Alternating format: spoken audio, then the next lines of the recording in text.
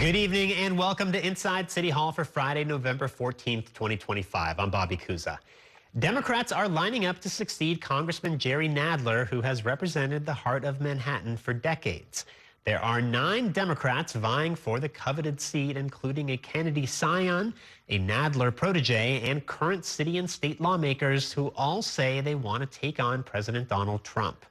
Our Dan Rivoli joins me now with an early look at next year's Democratic primary in tonight's top story. Good evening, Dan. Good evening, Bobby. So we spoke to some of the elected officials who are in the running for this seat, and they all agree that they are the right person to go down to D.C. and take the fight to Trump, each in their own unique way. And they say they want to reinvigorate the voice of a Democratic Party that has lost its way.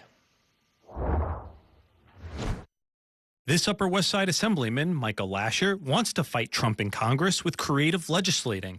I've been one of, if not the legislature's leaders on legislation to fight back against Trump. This Upper East Side Assemblyman, Alex Boris, wants to fight Trump in Congress by regulating big tech and social media. We need leaders that understand the way tech is reshaping power. This man from the Kennedy clan, Jack Schlossberg, wants to use social media to fight Trump in Congress. Newsflash! Republicans are lying. They're all running for New York's 12th congressional district, anchored in the heart of Manhattan. These are some of the Democrats in a crowded primary with 9 candidates, including attorneys, a gun control advocate, and nonprofit founder. Jerry Nadler, the longtime Upper West Side congressman and dean of Jewish lawmakers in Congress, is retiring. He's yet to endorse, but Lasher is Nadler's protege. My first role in government was in his office. The candidates New York One interviewed all say they are running to refresh the voice of Democratic Party politics. I also bring to the table a fighting spirit and a strategic creativity that I believe is what Democrats need in this moment to effectively fight back against Trump. Eric Botcher, a West Side City councilman. We want a new generation with 24/7, 7-day-a-week energy to the job, and that's the kind of energy that I bring to my current role at the city council. Schlossberg, who posts about his grandfather, President John F. Kennedy, uses social media to push a Democratic message, sometimes irreverently. Ring, ring, ring, ring, ring. Hello? It's Jack. It's as important, the substance of what you're saying, as how you package it.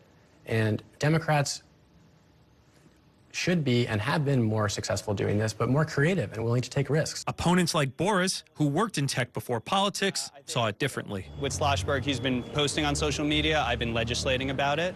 I think this district will look for someone that can deliver real results. And of course, there's room for more candidates. There are a lot of elected officials in Manhattan, even some former elected officials, maybe one who just lost a really big race but did well in that part of Manhattan. Yeah, I'm talking about Andrew Cuomo. Well, I reached out to his longtime spokesman, and he dismissed any of the rumors that Cuomo would be interested in a run for Congress after losing that big mayoral election, Bobby. So, Dan, do we know that there is sort of a front runner in this race? I mean, there's this idea that Michael Lasher is the heir apparent, but it's a crowded race. There's no ranked choice voting, so it seems kind of hard to predict. Yeah, that's an interesting question. I think that Lasher does have a front position just because he is Nadler's protege, and he's worked in West Side politics for so long, and a lot of voters on the Upper West Side, and they do kind of like that and appreciate that local government experience. A lot of the Upper West Siders, they know their local politician, and that gives him a lot of credibility. Also, though, I wouldn't discount Schlossberg. Yes, people sometimes make fun of him for his social media commentary, and maybe even criticize him if he goes too far, crosses a line with insults. But I think Democrats are looking for someone to fight fire with fire when it comes to Donald Trump. And each of the candidates, you hear them discuss how they plan to do that. Just Lasher, for example, says in the assembly he sponsors the legislation that would let New York redistrict so you can get more Democrats elected. You know, that's the kind of posture that they think voters want to see, Democratic voters. All right, Dan Rivoli, thank you for that report. And also today, hundreds of New Yorkers showed up to a city council committee hearing. They wanted to sound off on Ryder's Law, a bill to end the city's horse-drawn carriage industry. The council's health committee voted against the bill. in the latest setback to ban horses from the heart of Manhattan. Our Ayana Harry joins me now with a closer look at that story. Good evening, Ayana. Good evening, Bobby. Is this an iconic activity for tourists or animal abuse in plain sight? As that debate continues to play out, New York City's horse-drawn carriage industry just survived another political threat. Finally put an end to horses collapsing in the street. I really love my horses and I love what I do. After decades of division and a Friday morning rally steps away from City Hall, the item is defeated. New York City's horse-drawn carriages will continue to ride on after the City Council's Health Committee failed to advance Ryder's law for a public hearing. If passed, Ryder's law would have replaced horse-drawn carriages with electric alternatives, retired the horses, and provided workforce training for people in the industry. We knew what was going to happen, and they were going to vote this down. Councilmember Bob Holden has long believed it's time for the city's storied horse-drawn carriage industry to become history. Ryder's law was named after a horse that collapsed on a Manhattan street 2 years ago and later died. Human beings should put themselves and say, what kind of life does this horse have? Ryder's law even became an issue in the race for mayor, with Zohran Mamdani, Andrew Cuomo, and Curtis Sliwa all voicing their support. And in September, Mayor Eric Adams reversed his view on the issue to back Ryder's law, telling New York One, "It's about really humanizing our horses, and it's a public safety issue." So why was Ryder's law voted down? A spokesperson for the City Council told New York One to successfully advance a bill, it requires a lead sponsor to do the legislative work of building support with their colleagues and collaborating with stakeholders to bring people of different views together to advance solutions. For the union that represents horse carriage drivers, the council committee vote brought a sigh of relief. The foundation of Central Park and the nature of New York has this industry built into it. And we're proud that we represent that, and we're proud to stand up for it. We know that there is currently a process underway to select a new council speaker, and the mayor-elect has expressed his support for Ryder's law. So Councilmember Holden told us he is optimistic that this ban on horse-drawn carriages will get passed in the near future, Bobby. And there is support for it, right? I mean, I feel like at some point there was a number of co-sponsors on the bill, so it's not as though there was universal opposition to the bill. Was there some debate at that hearing today? Yeah, there's actually a number of diverse co-sponsors of the bill. There wasn't a very lengthy debate at the hearing today.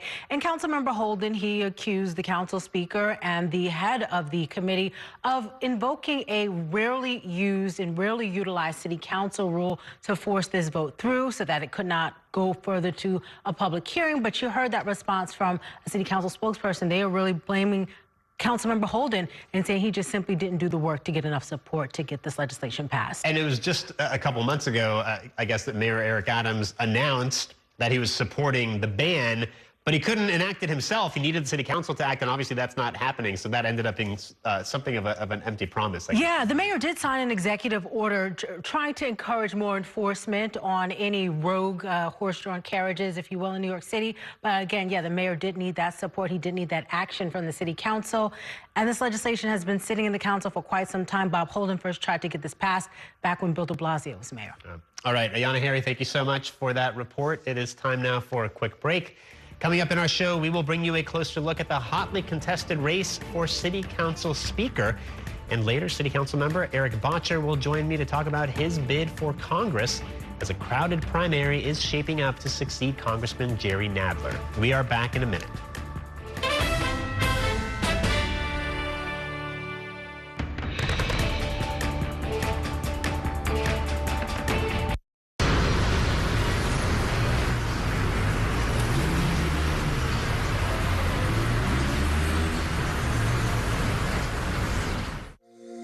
Every day tells a new story. At Mornings on One, we're dedicated to bringing you the stories that matter most to start your day. With in-depth coverage of the day's developing news. I'm Pat Kernan. Here are the stories we're following this morning. And weather updates every 10 minutes. Some morning sunshine possible, clouds take over. It's our responsibility to get you the information you need before you head out the door. Mornings on One, weekdays starting at 6 on the Spectrum News app. Free for Spectrum customers. Spectrum TV, isn't that only live TV? No, it's only all my favorite streaming apps with live TV. Okay. It's only all included at no extra cost. And that's the magic of math. Will this be on the test? Sure. Why not? It's only one simple payment for all our TV. We gotta simplify and win. Winning is equally important. If not, more so. Yeah! Only Spectrum TV, fixed TV. I'm Sandra, this is Jorge, and we were adopted in 2019. I remember when they first came to us, Michael was already a teenager. The whole cliche of they're so lucky to have you guys, and it's the other way around. They have changed our family for the better. They chose to love us. They didn't have to. They chose us. Family. Learn about adopting a teen from foster care. You can't imagine the reward. Visit adoptuskids.org. And that's a look at some of what's in the papers this morning. You've done with the sports section. Today's story is about the latest chapter for a beloved local business. It's a beautiful day with temperatures in the 60s, but showers are expected in the next hour. In a city that's always on the go, it's important to stop to hear the stories that connect us. The news that matters to New Yorkers. That's what brings us together. That's Mornings on One. Weekdays starting at 6. Exclusively on Spectrum.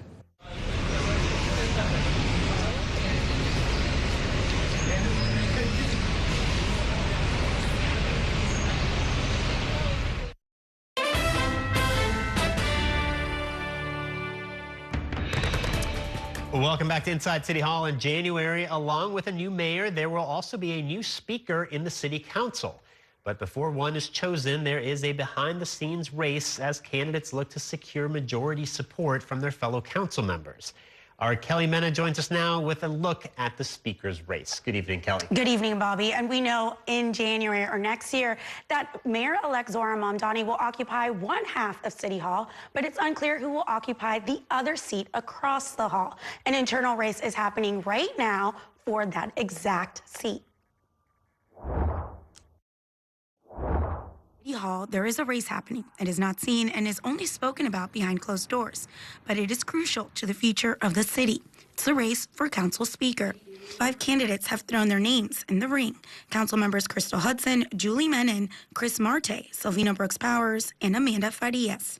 2 have emerged as favorites as of now. Oh, we are in a pivotal political moment. I have a proven record of standing up in hard moments. It's very important that a mayor and a speaker work closely together. Hudson is a progressive from Brooklyn who has been in office since 2022. She sponsored and helped push through the police accountability bill known as the How Many Stops Act. Earlier this week, Hudson said this about her candidacy to New York 1. We need to be able to work with the mayor and get things done. We also need to be able to hold him and his administration accountable. And I also want my colleagues to be able to hold me accountable. Menon has also been in office since 2022 and is seen as a more moderate Democrat from Manhattan. She recently passed a bill regulating hotel safety for workers and guests. Menon says she agrees with the incoming mayor on childcare and housing. I think that the council should be releasing an affordability plan in conjunction with the mayor, looking at the 1,000 city-owned sites, the DCAS, the city-owned properties that we own that are underutilized, vacant land, and repurpose them for affordable housing. Whoever emerges as a winner will succeed current Speaker Adrienne Adams, whose term limited. But there are some other names in the mix as well. Brooks-Powers from Rockaway, Queens says she's running to be a fighter for New Yorkers. Top of her list of priorities are housing, but also access to public transportation. Right now, in this last election, voters spoke loud and clear. They're looking for champions. They're looking for fighters for the issues that impact them the most, whether they're talking about affordability or equity or access to local government. Marte from the Lower East Side is running to make government more efficient. He's laid out a comprehensive list of 26 changes to improve the council's budgetary and legislative processes. My basic idea is when your bill has 26 council members, a majority of the council, it should get a hearing. When it gets 34 members, which is a veto-proof majority, then it should get to a vote. Meanwhile, Farias, who is from the Bronx, said her tenure as the majority leader has given her the skills necessary to lead a diverse body. And I think what I've learned most, how to manage, I think, the varying voices we have in the council, along with what their job is to do as representatives of the communities that elected them to lead in this body. And And the winner is the candidate that emerges with at least 26 votes out of the 51 council body, Bobby. So, Kelly, one unanswered question is whether Mayor-elect Mamdani is going to get involved, right? Because we've seen that with past mayors. They had a favorite. They tried to push them. It didn't always work, but we don't know yet if Mamdani has a favorite or if he's going to act on their behalf. Yeah, if he's leaning either way. The jockeying really started at the annual Somos conference, where we saw some of these candidates starting to reach out to their local or their fellow council members, talking to them about what their leadership, speakership could look like. You know, and it's risky for the mayor-elect to get involved, right? Because your horse might not be the one that emerges as the winner. That's kind of what happened to Mayor Eric Adams. He had a favorite in the race, really jockeyed for him, really talked to people about that candidate, and then it ended up being Speaker Adrian Adams that won. And we saw how the last 4 years have really been contentious. And it's something that a lot of the candidates brought up, that the last 4 years under the Adams and Adams work relationship has been a lot of tension, a lot of veto overrides. They're looking for something that could be more collaborative, something that's more of a partnership versus what we've seen in the last couple of years. And there's other stakeholders as well. I mean, we've seen unions get involved in this sort of behind-the-scenes campaign, throwing their weight behind one candidate or another. Also, the county Democratic organizations can get involved. So there's a lot of players here that are operating behind the scenes. Yeah, Bobby, because when you think about it, the speaker is probably the second most influential role in city politics. You know, they're in charge of how the city's budgeting and setting priorities across the city and its agencies. And also land use is a really big deal. You know, where housing goes, how does it look, and the future, it really shapes the future of the city. So a lot of people have skin in this game and they get involved. They go, some county leaders have already started showing their support for some of the candidates in the race, but that can all change. There's still some time left. We won't really know until later this year who the winner is. There isn't a formal way of voting for the person. It's kind of the candidate that can secure the most votes then announces that they've then been kind of christened the leader of the entire body. All right, Kelly Mena, thank you so much for that report. It is time now for a break. Coming up, a call for help from a nearly 200-year-old hospital. Why the Brooklyn Hospital Center says it won't last until the end of the year unless the governor steps in. Stay with us. We are back in a minute.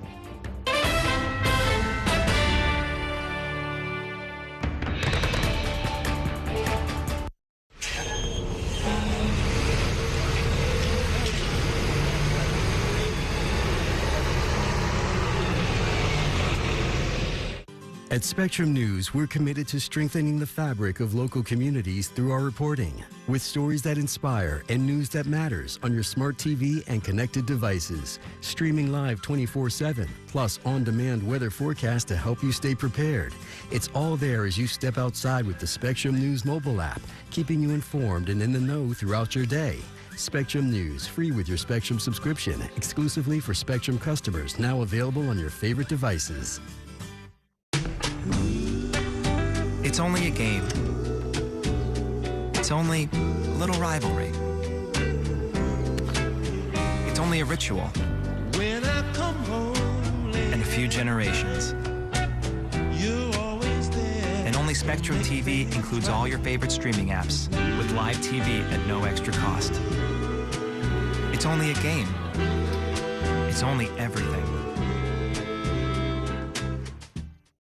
Mom was always organized, but she started forgetting to pay her bills on time. And she'd buy the same gifts over and over. Telling the girls about my Alzheimer's diagnosis was really hard. At first, we had our cries, but then we were like, okay, let's make a plan. Early detection gave us time to adapt together. It's so important for you to think about what you can do and making the most of what you have. If you or your family are noticing changes, it could be Alzheimer's. Talk about seeing a doctor together. From my time growing up in Queens watching New York 1 to my time reporting here, I've seen how quickly a story can change. At News All Day, we bring you the news as it's happening, from around the boroughs to local government to your neighborhood. Because our city never stops moving.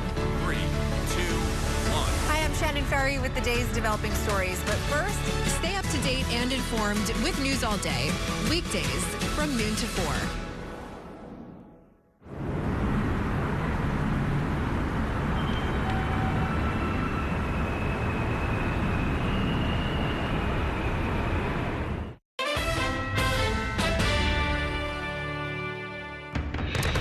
Welcome back to Inside City Hall. Leaders of a downtown Brooklyn hospital are sounding the alarm, saying they could be forced to shut down by the end of the year if Governor Kathy Hochul doesn't come to the rescue. It could become a political headache for the governor ahead of her re-election campaign next year. Our State House reporter Bernadette Hogan joins me now with the details on that story. Good evening, Bernadette. Good evening, Bobby. And the hospital we're talking about is the Brooklyn Hospital Center in downtown Brooklyn, right next to Fort Greene Park. And administrators have been complaining to the state that they do not have enough funds to get through the end of the year. They need to buy medicine, they need to pay workers, and they say if they don't get the needed state funds, they might have to file for bankruptcy. We're the only game in town, to be quite frank with you, in this demographic. So it is essential. Downtown Brooklyn's Brooklyn Hospital Center is considering filing for bankruptcy. Officials are making their case to Governor Kathy Hochul to approve $160 million to pay healthcare workers, update its electronic record system, and buy medicine. We really don't want state support. It's not something that we desire. However, when you get to a point where you can't pay your bills, and a lot of it having to do with lack of adequate reimbursement. Known as a safety net hospital, most patients are low income on Medicaid and Medicare plans, meaning it's hard to make ends meet. A hospital can't operate without supplies, but also it can't operate without employees. And the hospital has contractual obligations to pay for health care and things like that. The CEO says federal funding concerns has made it harder. We have obstetrics, we have pediatrics, so it's important for us in our community that we could provide these services more locally so people don't have to travel into Manhattan. And the hospital's finances have been in the red for years. The hospital industry is in the middle of kind of a shakeout. The demand for inpatient services is stagnant or declining. And that's true kind of nationwide. And then you have hospitals forming these networks, trying to control a larger and larger share of the market in their area. Located in a gentrifying downtown Brooklyn, servicing neighboring Clinton Hill and Bedford-Stuyvesant, during the pandemic, the hospital served as a temporary morgue for the borough. For years, Brooklyn Assemblywoman and nurse Farah Souffrant-Forrest has been sounding the alarm. This credible messenger has been sending the message that a vital resource in central Brooklyn is under siege. They are at threat. The threat of bankruptcy is real. But yet, we're continuously funding projects like Buffalo Bills Stadium. Since 2022, $413 million has flowed to Brooklyn Hospital, including $74 million this year. Statewide, $3.5 billion is budgeted for safety net facilities. A state health department spokesperson told New York One, quote, "We are working with all safety net hospitals in New York, including Brooklyn Hospital Center, to make them aware of all available funding opportunities and to work towards financial sustainability as they navigate ongoing pressures." But they added, quote, "However, requests from hospitals across the state continue to exceed available state funding." Souffrant-Forrest compared it to SUNY Downstate Hospital in Brooklyn, recently saved from closure. Especially when it comes down to when it's time to step up and support the executive and support many other offices, they know where to come. Not only is the issue personal to her, but it could also hit home for Hochul, who is facing re-election. In 2026, voters across my district are going to make decisions for themselves and their families. And it is quite clear from this election cycle that New Yorkers, New York City residents, care very deeply about their communities. So a little bit of a veiled threat there, Bobby, at the end from the local assemblywoman who is saying, listen, Governor Hochul, don't ignore us because my constituents vote in droves for Democrats. This is a Democratic district. Farah Souffrant-Forrest is also a Democratic socialist. So she's also highlighting the successful message of affordability that has been able to propel Zohran Mamdani into City Hall.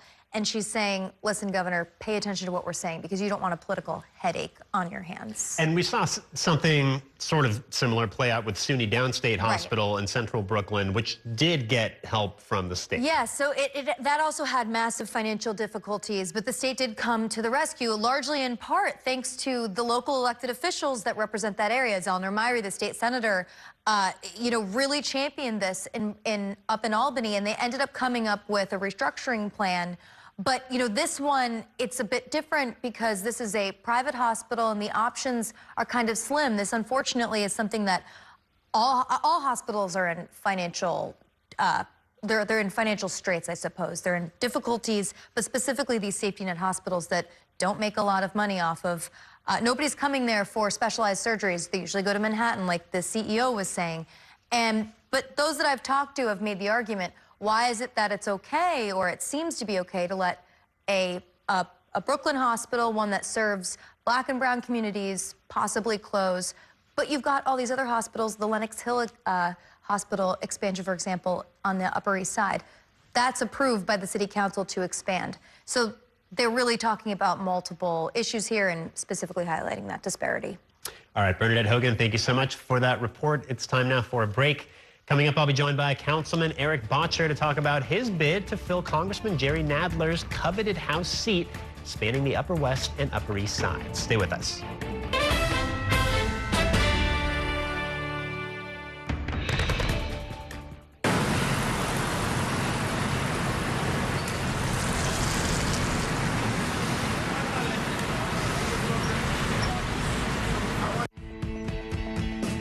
In Focus with Cheryl Wills, a weekly show discussing decisions and potential solutions for issues making an impact in your community and your city.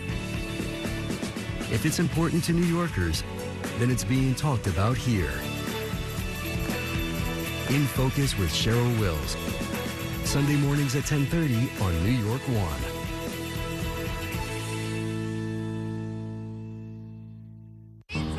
It's only a slice. It's only made possible by Spectrum, connecting businesses of all sizes, like small businesses, instantly serving up orders and inventory on the Spectrum Fiber broadband network, and factories, seamlessly connecting to farmers in the field with tailored solutions that always deliver. It's only a slice. It's only everything. Get your business free fiber-powered internet forever. Call to find out how. I'm Chris Jakovic. I served in the United States Air Force and I deployed 3 times. So in 2017, I was serving as an Air Force First Sergeant. Our motto in that role is my job is people, everyone is my business. But unfortunately in that year, I would lose my own brother, Lance Corporal Adam Jakovic, to suicide. The majority of veteran suicides are from guns. I store my weapons securely, not only for myself, but for my family. My service never stops. At Spectrum Noticias, we recognize that our New York City community is vibrant and diverse.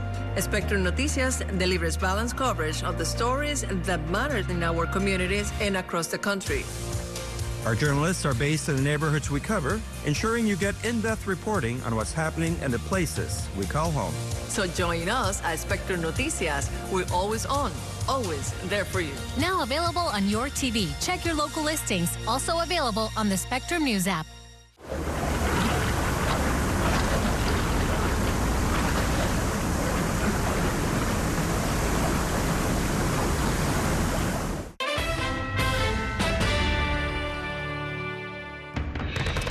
Welcome back to Inside City Hall, where we are turning our attention to next year's midterm elections. Some congressional races are already taking shape, including right here in Manhattan, where longtime Representative Jerry Nadler is not seeking re-election. And already there is a crowded field of Democrats looking to succeed him. That is a look at just some of the current contenders. The district, New York's 12th congressional district, spans Manhattan's Upper East and Upper West Sides and stretches down through Midtown all the way to roughly 14th Street, including right here in Chelsea, which is currently represented in the City Council by my next guest, City Council member Eric Botcher, who is among those who have thrown their hat into the ring in this race. His district also stretches up to Hell's Kitchen and down into the West Village. Welcome back to the program. Thank you for joining us. Thank you so much. So You've got a pretty good gig already. You're in the city council. You just won re-election to a 4-year term. So tell us why you want to go down to Washington and be a member of Congress. I did just win re-election last week. 90% of the vote. I was so excited about that. And my joke about that is, when is the last time you ever saw 90% of New Yorkers agree on anything? Well, very proud of that. There's not a lot of Republicans in your district. General election still. Our country is under attack in a way that I don't believe it's been under attack in 250 years. I love my country so deeply, and I'm heartbroken by what is happening right now. We have a president who is openly threatening to throw out the Constitution. He has said that. I never thought, ever in my life, we would ever see that in our country. He is a bully, and we, the Democratic Party, are letting him push us around. Let me tell you about me. I have been taking on bullies my entire life. I am from a tiny town in the Adirondack Mountains. Growing up as the only gay kid I knew, I knew bullies at a very young age, and I overcame suicide attempts. I was hospitalized for a month after a series of suicide attempts, but it was in New York City where I found a home. I found a place that accepted me. That's been the story of New York City for 400 years. It's the New York City dream that I've lived as becoming an activist and then a New York City council member representing the west side of Manhattan in the New York City Council. And for my 25 years in New York City, I've been fighting the right wing and winning, whether it was in the halls of Albany when we won marriage equality, or when they invaded my home. Right-wing extremists came after me because of my advocacy. 2 of them were arrested in my lobby. A 3rd was arrested for assaulting one of my neighbors, but we did not back down. We stood strong. This was in defense of Drag Story Hour. We stood strong and we won. And that's the kind of fight that we need in Washington now, at a time when it seems like there's not enough fight going on. We need it now to save our country. What does that look like, though, when you talk about the fight and standing up to a bully? What can you do as a member of Congress that's not already being done?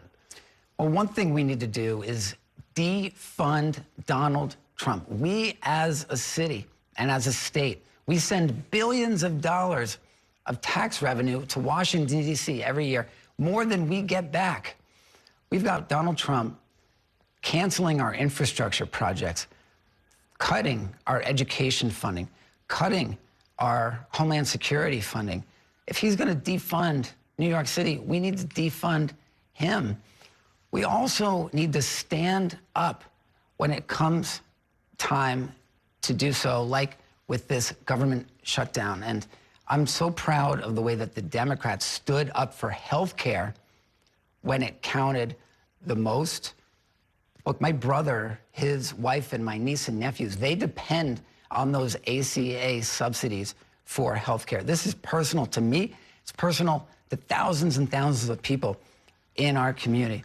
But the way that the Senate Democrats, those 8 Senate Democrats, folded, that is an example of why we're not winning. We need to be strong, because the people will be with us if we stand up. The people will be with us. The polls have shown again and again, and we saw it on last Tuesday on Election Day, the people will reward us if we stand up.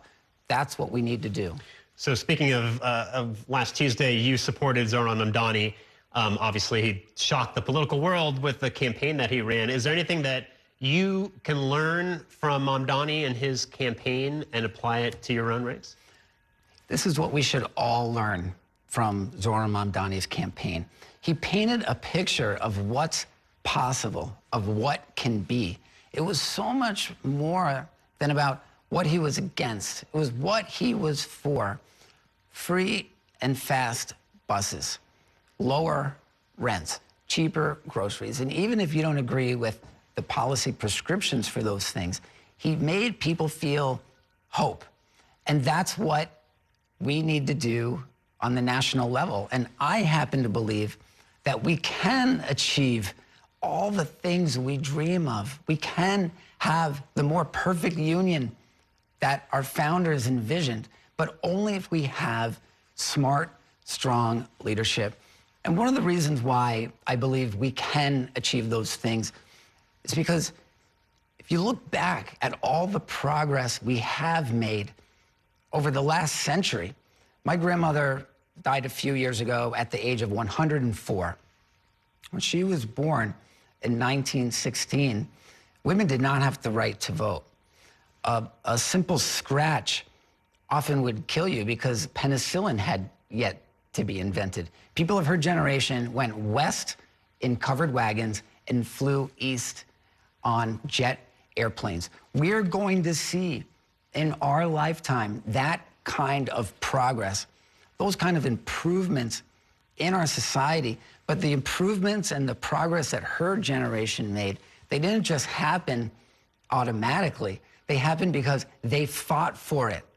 They put their bodies on the line, they put their lives on the line, they advocated, and they made it happen. And we need to do that now, and we can accomplish more than we're even envisioning now. Let me ask you, just our last minute or so, to size up the opposition in this race. It's a crowded field. There is sort of this narrative that Assemblyman Michael Lasher, who is thought of as sort of the heir apparent to the seat, has the blessing of outgoing Congressman Nadler, although not formally endorsed at this point. Is that accurate? Is he the man to beat in this race? He's going to be very formidable. I think all the candidates in the race are going to be very formidable, and I'm really excited to put our backgrounds, our visions out there and let the voters decide. Last night, I got to meet Jack Schlossberg for the first time, and the first thing I wanted to know... Grandson of John F. Kennedy. That's right. The first thing I wanted to know is who's taller, and I'm this much taller. So, that's a good thing, I guess. But we're going to see in the next 8 months, and I'm really excited for it. It's going to be fun. All right, Eric Botcher, thank you so much for joining us. Thank you. All right, it's time now for a break. Coming up, I will talk about Mayor-elect Mamdani's transition to City Hall when I'm joined by 2 top reporters in our Friday Reporters Roundtable. Stay with us.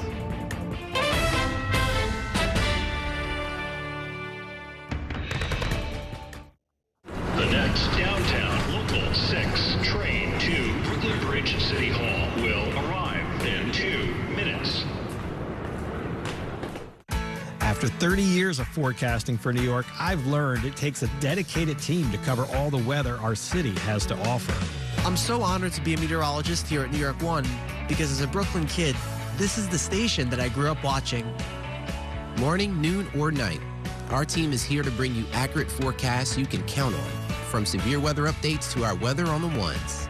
Watch the New York One weather experts on your TV and on the go with the Spectrum News app. Your entertainment the way you want it. With Spectrum TV, all these streaming apps are included at no extra cost. So you can watch anything. Movies, series, sports, reality, news. Here's a look at today's top stories. Exclusive originals. We await your orders. Even more of your favorites with live TV. Stream across your devices and enjoy anywhere. See you later. Get it all with Spectrum TV. I'm an ex-drug dealer, and I'll be your sub today.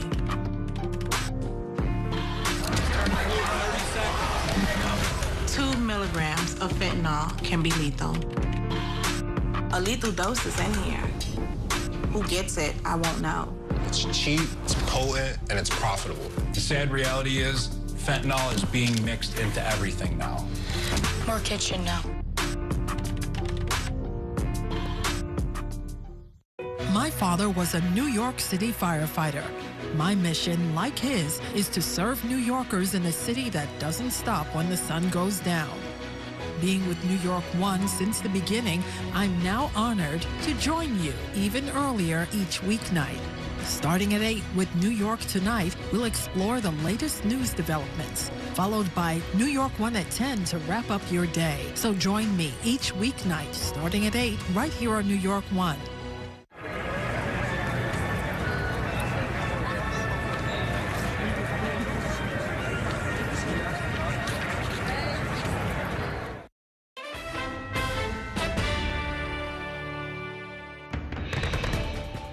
My goal is that the triumph we won last Tuesday to quickly be subsumed under the drumbeat of achievements that we deliver from City Hall. This mayor and his team want to hear from New Yorkers and are excited about the people that want to work for this administration. We will continue to make all deliberations on an assessment of excellence, not on the question of who was appointed by whom, but rather on the work that they are doing. The incoming administration offers bold vision combined with determined realism. To start Trump-proofing our city. He's willing to have conversations with the president. I'm not sure what type of banking system they have in socialist countries, but I like capitalism. It is no surprise that Mayor Adams is using his final weeks and months to cement a legacy of dysfunction and inconsistency. It's about protecting a legacy in the promises that I made. I'm the mayor until December 31st. We need to ensure that the mayor has a strong partner in order to deliver for all New Yorkers. The city elected the first Muslim mayor and Mayor-elect Mamdani. That is history. We could also elect the first Jewish speaker. Governor Hochul and I share a commitment to universal child care, ensuring that government becomes a partner as opposed to a burden or an obstacle.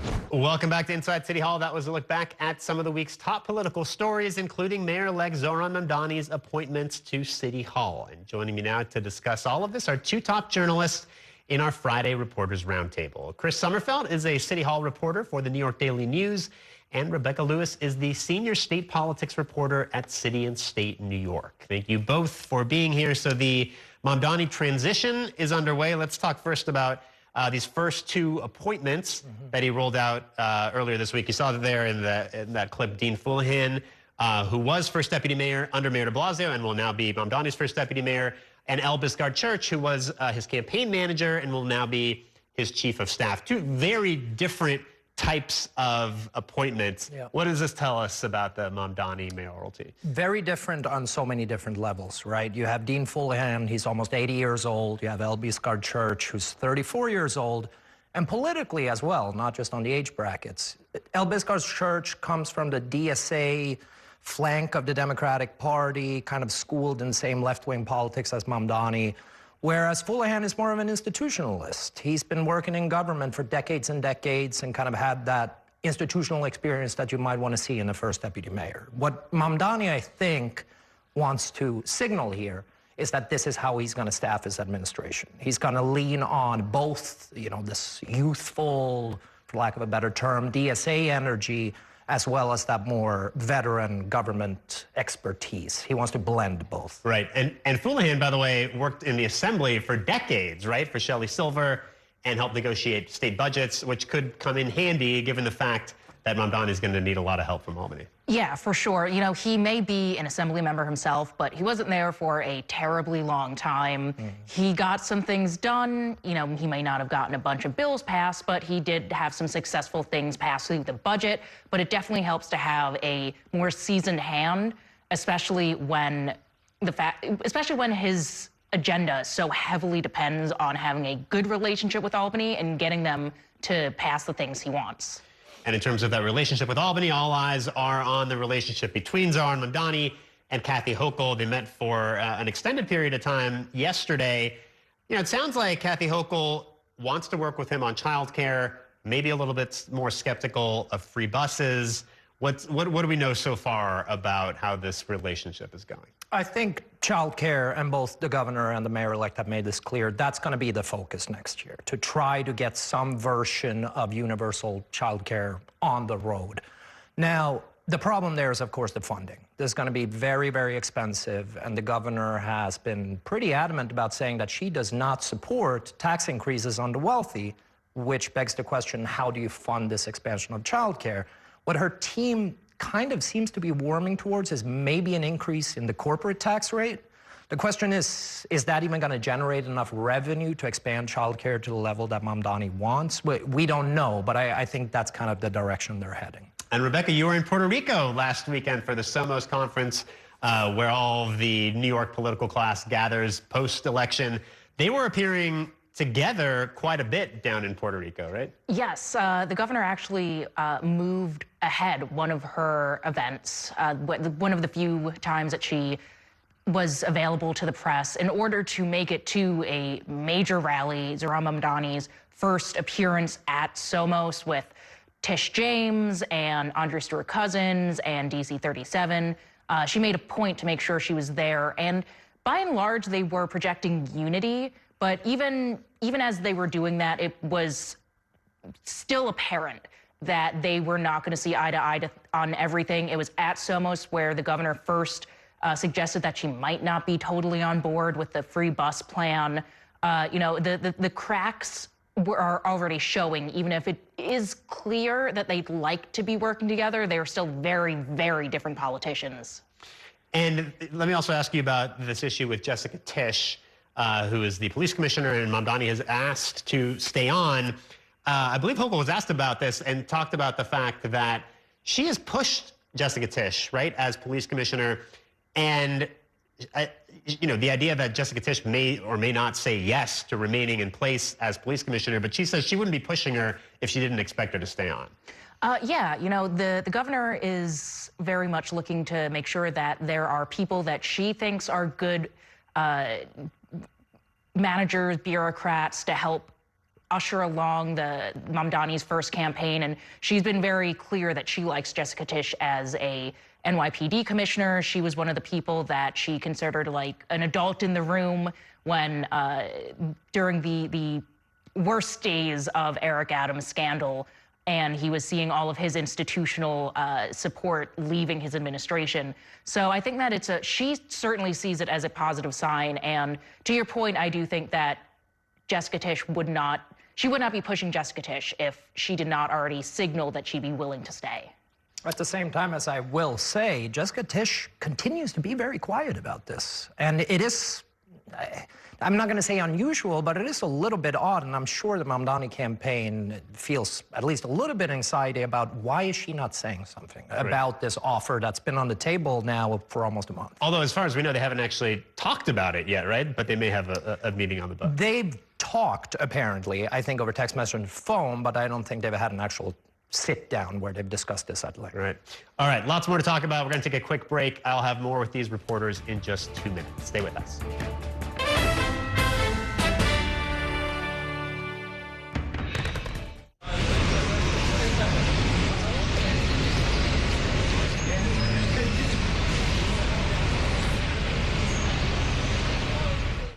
Here's the deal. People need a place to explore national issues that have an impact on their community. To understand those issues better, we're bringing together our team of local political journalists from across the country to break down what's happening. So join us every week to catch up on the key stories making a big difference across the nation and in your local community. Watch The Big Deal with Era Lewis Friday nights at 9 on Spectrum News New York 1. Available on all of your favorite devices exclusively on Spectrum.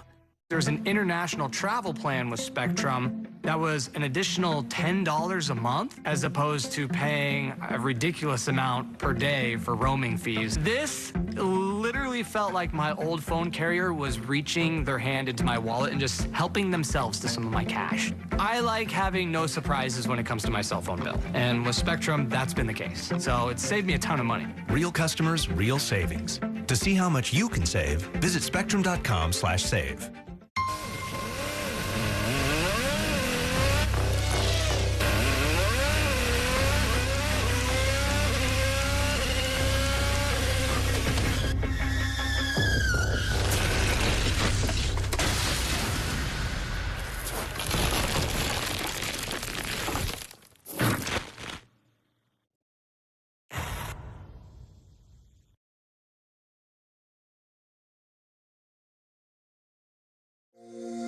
Every day tells a new story. At Mornings on One, we're dedicated to bringing you the stories that matter most to start your day with in-depth coverage of the day's developing news. I'm Pat Kernan. Here are the stories we're following this morning. And weather updates every 10 minutes. Some morning sunshine possible, clouds take over. It's our responsibility to get you the information you need before you head out the door. Mornings on One, weekdays starting at 6 on the Spectrum News app. Free for Spectrum customers.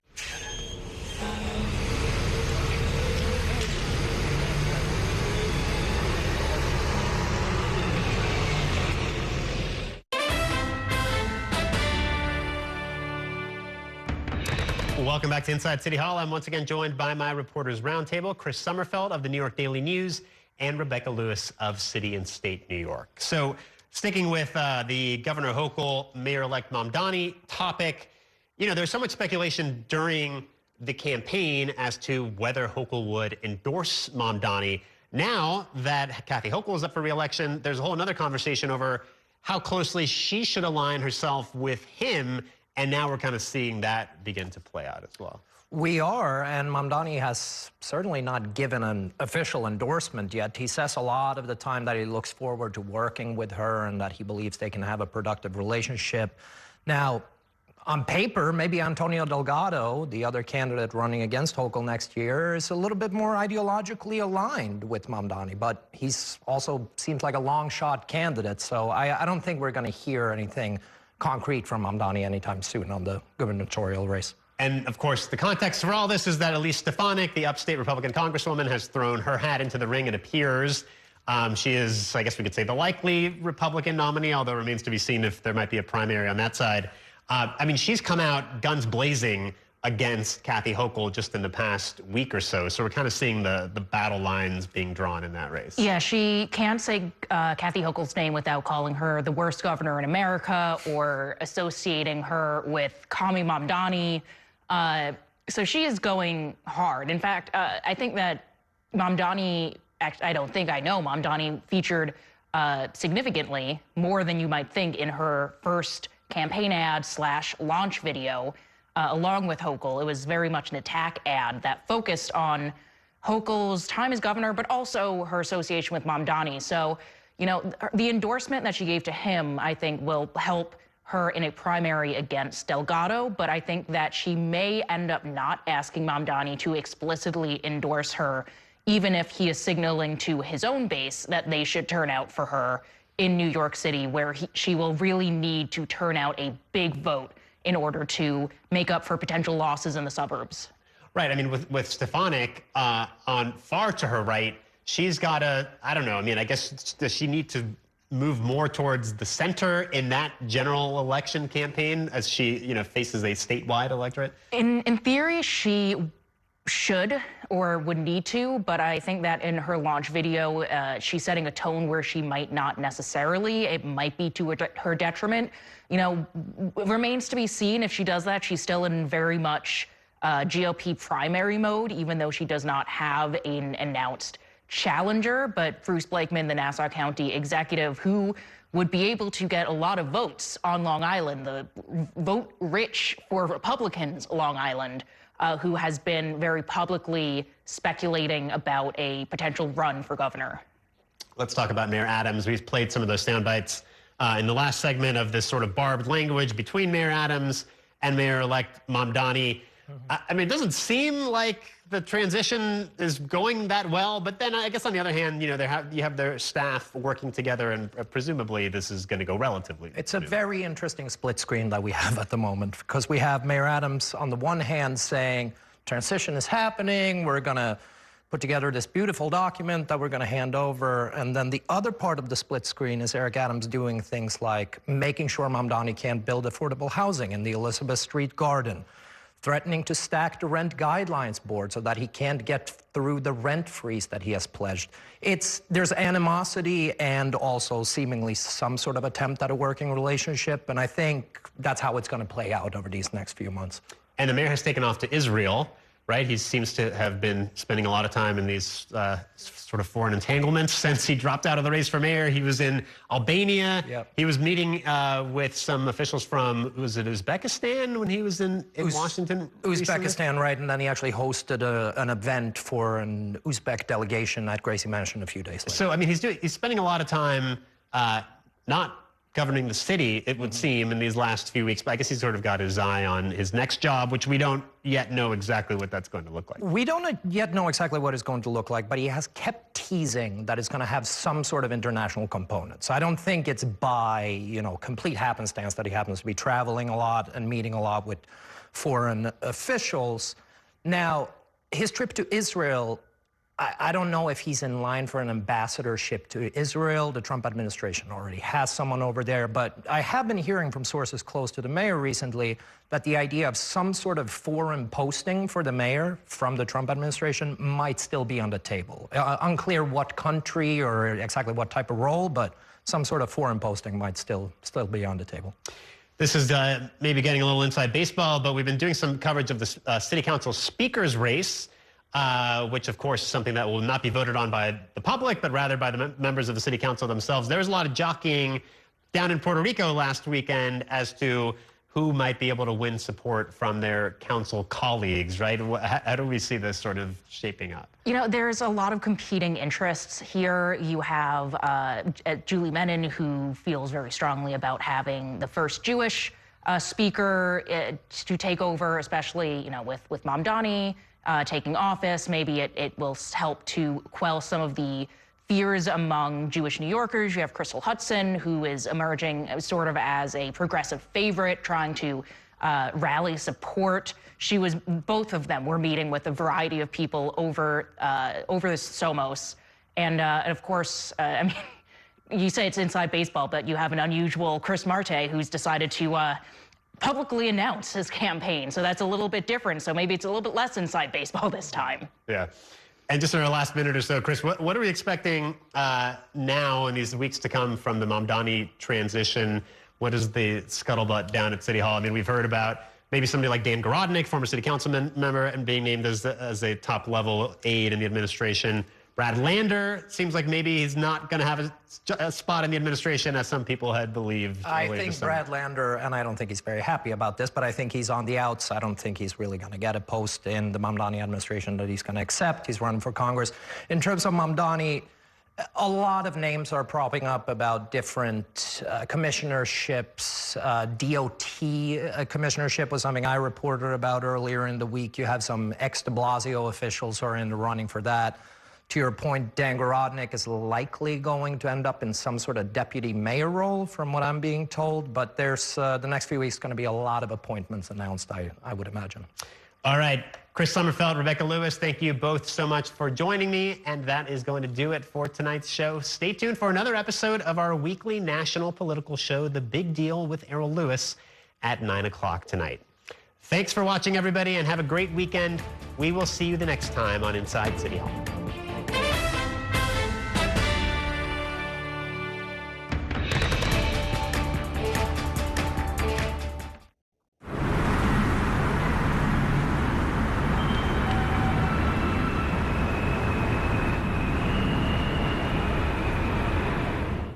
That's a look at some of what's in the papers this morning.